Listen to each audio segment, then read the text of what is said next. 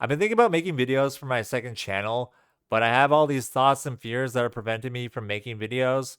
So I thought I make a list of what these fears and anxieties are and debunk them in real time. So here are the 5 fears/anxieties I have about posting videos to a second channel in no particular order, in no particular S tier ranking. I'm just gonna list them off. Thing number 1, overexposure. I'm worried that if I begin posting more, I will overexpose myself in a way where I just begin posting for posting's sake. I begin to spam things on the internet, and there is no more air of mystique. People will see more of my real side, more of my personality, and I tend to be a very private person. I have my friends and my family and my own personal life, and I keep the internet stuff separate. I'm not big on developing online parasocial relationships, so I tend to create stuff, put it on the internet, and I don't post a lot unless I'm actually making stuff for the internet or making videos for my main channel or working on videos for other people. All that. Posting can be very addictive. I used to be on like Twitter or one of those sites, Instagram. I forget which one. When you get involved in those online platforms and those online systems and you post stuff and you get feedback, it becomes very addictive to keep on participating in that over and over again. And my concern with posting a lot is that I will become addicted to the feedback of making a thing, reading the comments, seeing the analytics, all that stuff. And doing that on a second channel might exacerbate that. Fear, anxiety number 2, hyperfixation and the lack of consistency. So when I'm working on videos, whether for my main channel or I'm editing videos for clients, I become very fixated on the tasks that I'm doing, abandoning every other thing, especially when it comes to being on the computer or being in front of a screen. I tend to prioritize the most important things in my life, which are my work, my friends, and my family, and everything else kind of goes by the wayside. I get worried that if I start posting on the second channel, or I say I'm going to start posting on the second channel, that I will lack the consistency to continue doing that and maintain that activity. I wrote on a Substack one article many months ago, and I thought I would continue writing on the Substack, but again, because of the hyperfixation and the prioritizing of different tasks, I end up pursuing things that I find more important. Again, I'm just worried that I'll start making videos for this channel and I'll be like, whatever, and not do them anymore. So there's that. Thought number 3, abandoning the main channel. I get worried that if I start posting on the second channel, that people will think I'm abandoning the main channel, which is what the majority of people have subscribed for, abandoning videos that I've made in that style and in that way. And people will think that because I'm posting on a second channel, that I've abandoned the main channel and I'm not going to post like that anymore. And they'll go, oh, this person is not doing the thing I want them to do. So bye-bye forever. Ha ha ha. Number 4, and I think this is a big one, ego protection. I've spoken about this before in some of my earlier videos, but I find that given how I've made videos on this platform before, and trying something different is challenging, not only because you're doing something that you're not used to, but also there's a form of ego protection where if I begin to post in a different way on a side channel and I don't get a certain level of reception, or if I expose more of myself, more of my regular personality that's not hyper scripted YouTube man, that people won't be receptive to that.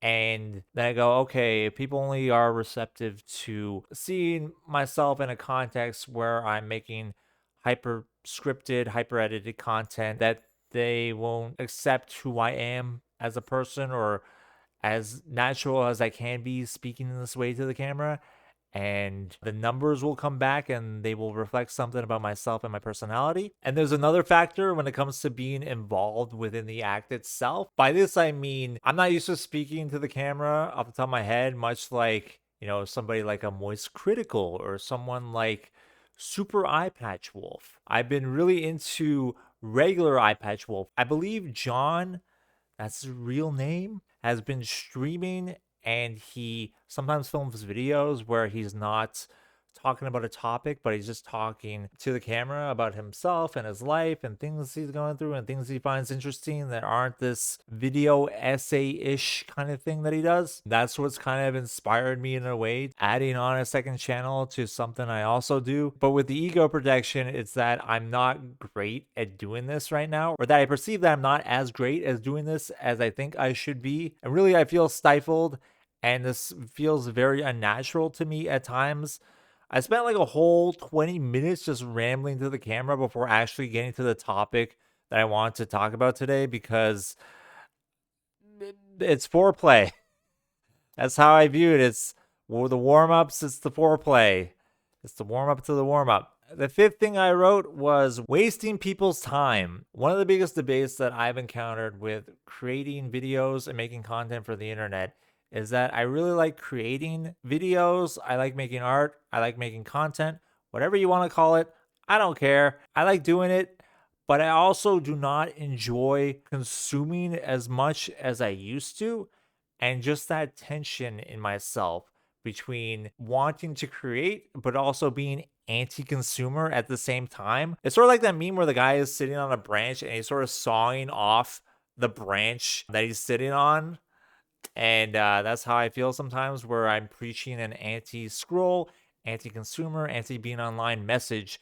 But my main creative outlets are through doing things online and having people pay attention to the words I say and how I express and all that. I've tried making reels and other short form content. I've tried making TikToks before, but again, that medium doesn't really appeal to me as a creative. Things like Twitter and Blue Sky and Instagram Reels and TikToks, they just feel like they want you to engage more with the platform. And there's that here on YouTube to a certain extent, but at least you can click a title and a thumbnail and you have a bit of choice in the matter. There's another side thing with the question of why not post this on the main channel. And I feel that the main channel is my creative outlet in a sense, where I can get an idea for a video essay topic or a commentary topic and edit it in a stylized and bizarre way to express ideas that on the surface are very simple, but it's just fun to, be silly on the internet. I miss that about the old style of internet. Even though it's still there now, it's still present online today. I just miss being a goofball and people being goofballs on the internet without this pressure to conform or perform for an audience or for an algorithm because their livelihoods depend on it. Creating like a consumer product and being commodified in the way many things are commodified in modern society. I just like being silly on the internet. And that's the spirit I try to impart with my regular videos. Because with my latest video about screen time, you can summarize the key points in less than a paragraph, but the challenge for me was being able to express that idea in a creative and artistic way that was fun and goofy with sound effects and memes and pop culture references. And I enjoy making videos that way. They're a lot of fun, but they take me a long time to make. So for a while, I've just been percolating these little thoughts in my brain of whether I should start posting more to the second channel or if I should start posting more like this to the main channel. Sort of the central debate in my mind is whether or not to make the main channel sort of like the central hub of all my online presence. But there's a different way in which I express myself this way, unscripted and unfiltered, versus how I script myself and how I perform that way. And I didn't want to muddy that with the main channel, because I feel like on the main channel, there is an expectation for a certain kind of video. And I think that different channels set certain expectations for what the videos on that channel will be. Sometimes I do feel a little bit trapped by the style and the editing on my main channel, which is why I want a different area to sort of just be like this and talk like myself, where it doesn't have to be all hyper edited and hyper stylized. And maybe if I get more comfortable doing it this way, I can grow and learn as a person. And these are things I talked about in the last video, but whatever. Time for the fun part, where I get to debunk all this in real time using my brain and my spirit and soul. Here we go. Overexposure. Again, there's no such thing as overexposure. When there's a creator I like, when there's somebody who I enjoy watching, I don't care how much they post. I just enjoy seeing them talk and hearing their words and being in their presence, I guess. If they post something that I'm not interested in, I just don't watch it. But for the most part, if it's someone I like and someone I look forward to seeing, I'm not like, oh, they're posting so much. I'm overwhelmed. I don't want to deal with this anymore. So, no, there's no real thing as overexposure. With the whole notion of posting being addictive, I feel that with experience, you kind of know what to post and what not to post, and you have correct judgment in not putting yourself out there in weirder and bizarrer ways that would be detrimental to your life and your livelihood and your lifestyle. There's a level of maturity that comes to posting sometimes, and I feel that I have it. So I don't know why I have that fear. All right, number 2, hyperfixation and the lack of consistency. You have more time than what you think you do. Even when you're focused on a project or on your work, you still make the time for the people and things that you care about in your life.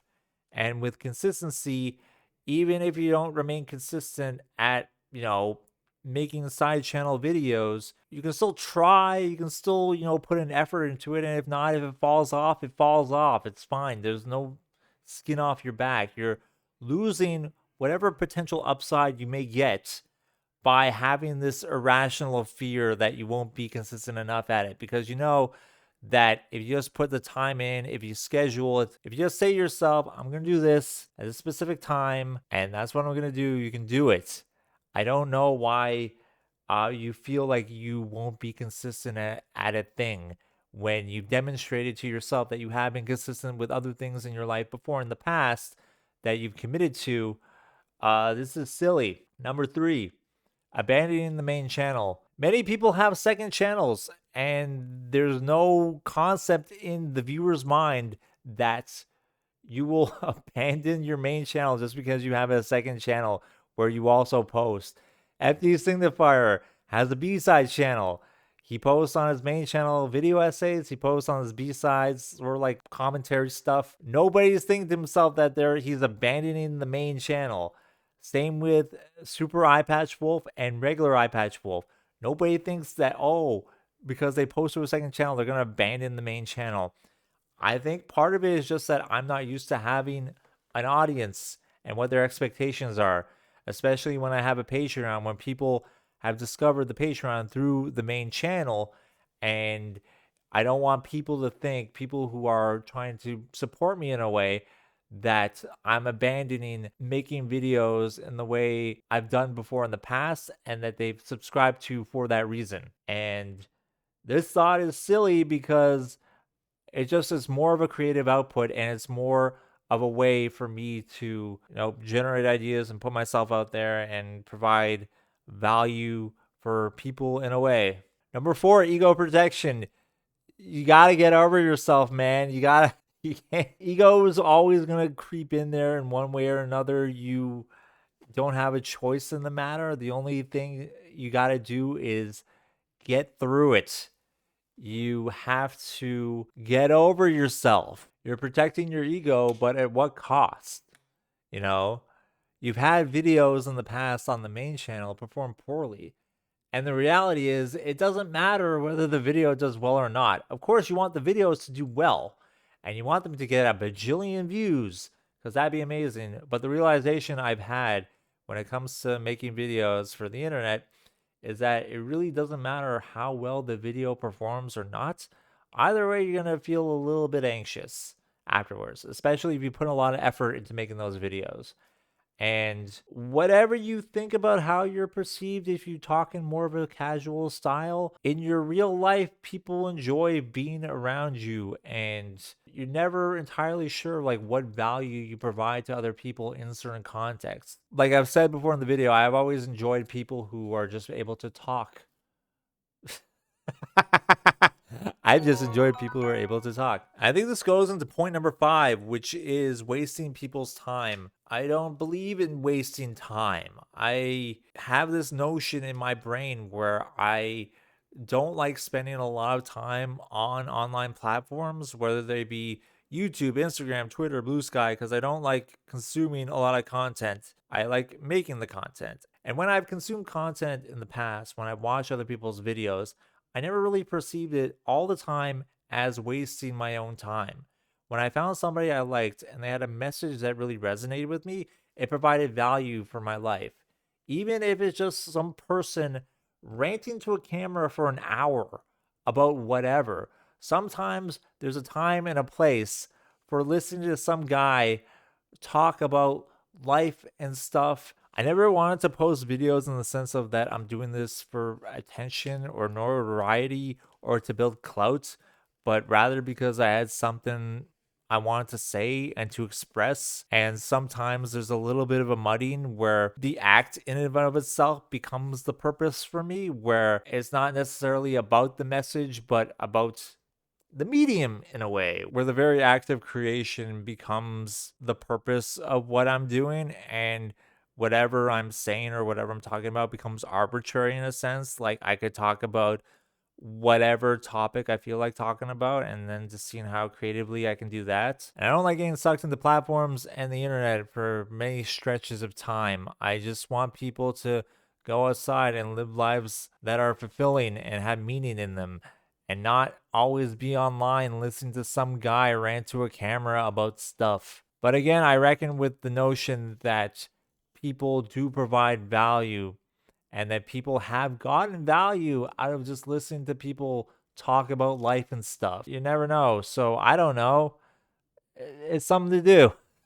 So I think this is just like my post video release anxiety overwhelm spiral that I typically go through, because I spend a lot of time working on my videos, and by the time they come out, I'm all like, oh, how's it gonna do? How's it gonna perform? And I never like that feeling. I enjoy the process of actually making the video and like being able to sit day in and day out and slowly chip away at it at a creative project. And then when it's finally done, I'm like, oh, yay, it's done. And then right after, I'm like, oh, crap, I have to actually put it on the internet now. Oh, no. Because then it's about the performance and the analytics and the thumbnail and the marketing and blah, blah, blah. And the pressure becomes greater the longer you've worked on a video, especially if you don't know how well it's going to perform. Because with a lot of my videos, I don't know how they're going to do.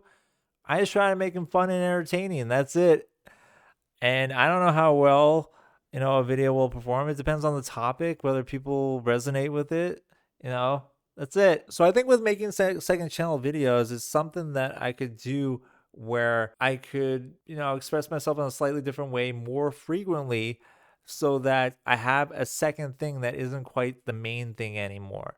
I have ideas for things that I want to ramble about, that I want to just talk about, and not necessarily script them all the time and hyper edit them all the time, because I think there is an importance to having secondary things and having an abundance of activities and things you care about in your life. I will keep making videos on the main channel because that's what I enjoy, but I will also try to make more videos on the second channel. I probably won't post a lot on Instagram or Twitter or Blue Sky. Maybe an occasional tweet, I'm not sure.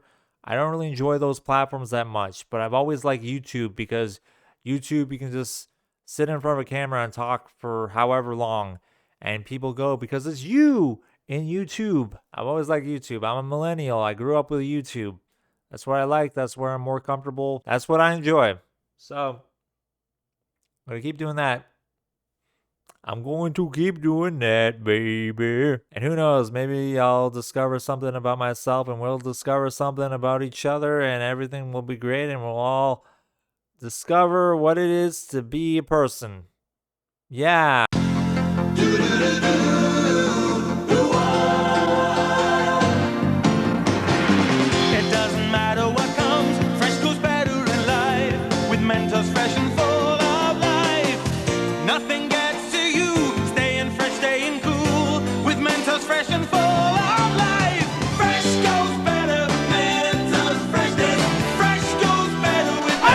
Take my mind!